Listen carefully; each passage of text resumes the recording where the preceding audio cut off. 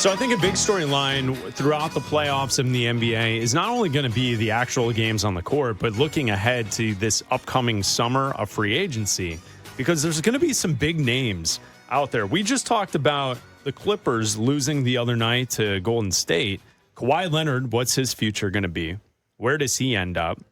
James Harden, does he eventually get a new deal from Cleveland, or could James Harden be available, which to me is starting to get a little obnoxious that like every season James Harden's essentially playing for a different team.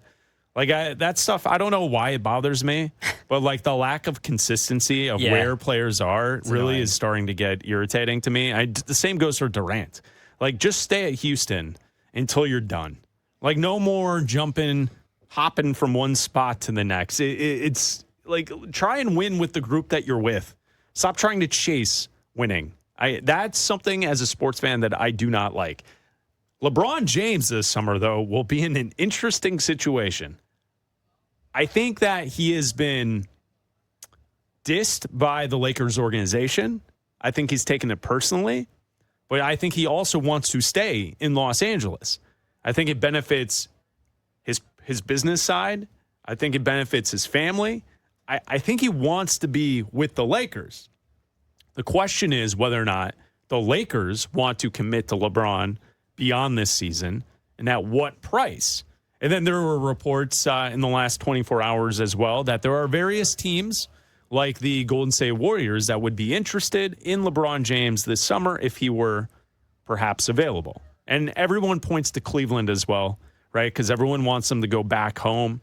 We've seen that film, right? Like we don't need a redo of the sequel. We saw the sequel. Like that's why I don't necessarily need. This is the finale. This is Well, I'm just going to throw this out there. This is Endgame. This is not to go over the top and give you the analogy with film, but like I don't need Maverick 3, Top Gun Maverick 3. But you're getting it. I know it's in production. You're getting it. I get it, and I like Tom Cruise, but Top Gun Maverick was a perfect movie. I don't need that again. We had that. You're getting it. Well, just like I don't need LeBron to go back to Cleveland again. That worked. That was great. It was a great story. They were very good. He won. Be prepared for the summer of legacy, because that's what you're going to get. Well, the summer of LeBron's legacy. And there's also conversation out there that what if this is it?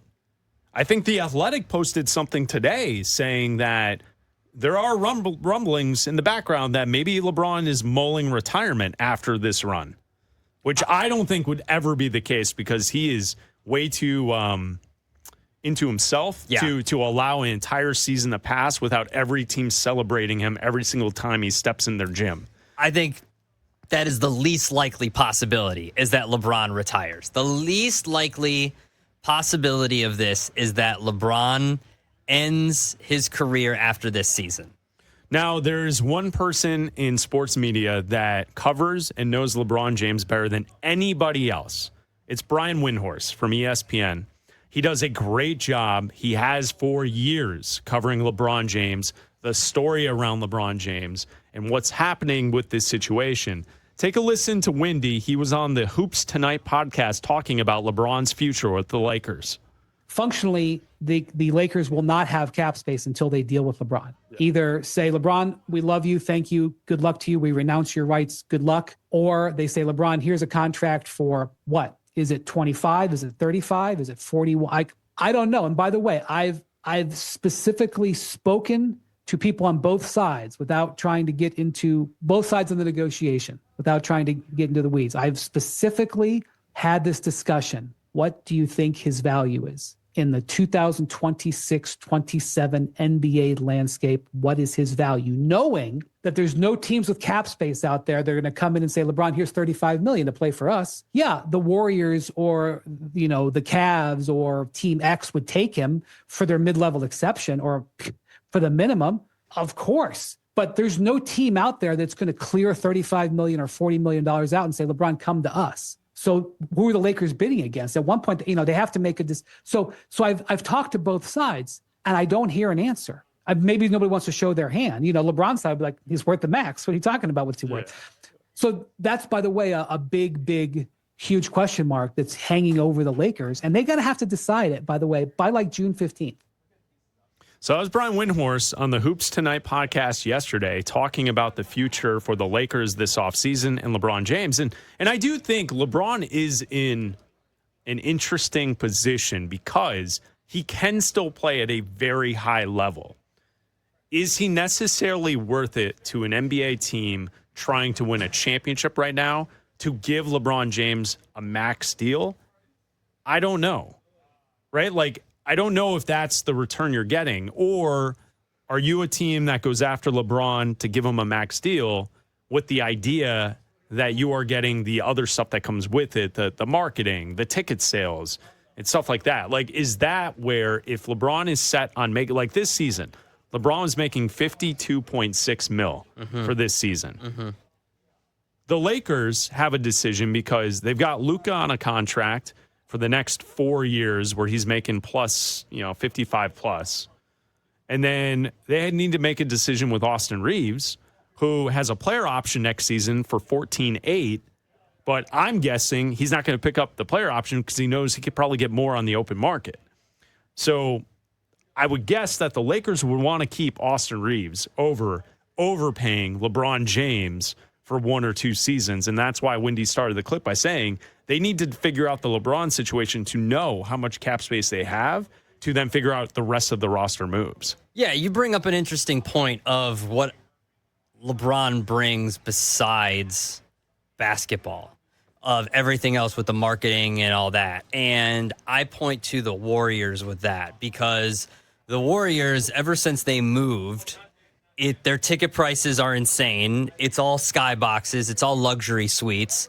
And look, they only won 37 games this year.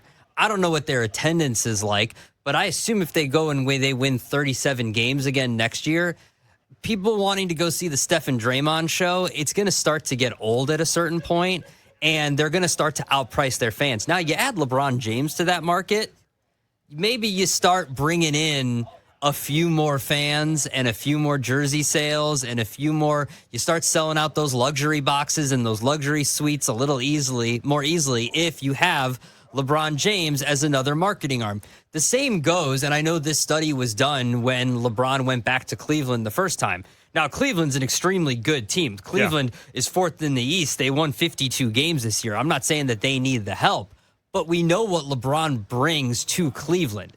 If they can find a way to work LeBron into their cap space, he's absolutely worth the money to them because of everything LeBron brings back into Cleveland with the marketing and coming back home and all that kind of stuff. So there's 2 teams specifically. The Lakers don't need the help.